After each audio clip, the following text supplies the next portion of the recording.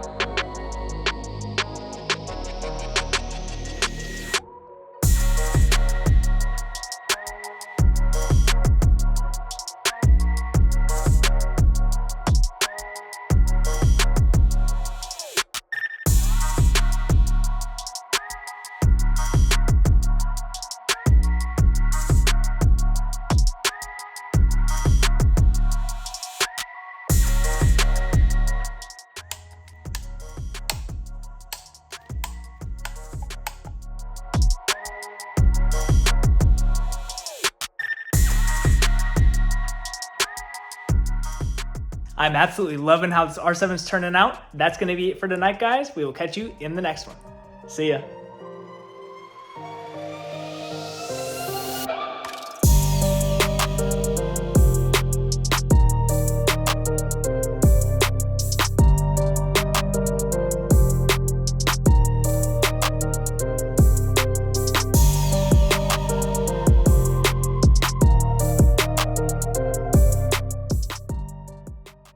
All right, some bonus content for you guys. As you guys see here, the tailpiece for the Fireblade did not match, so we sent it off to Point It Auto Body to get it color matched. Let's see how it looks.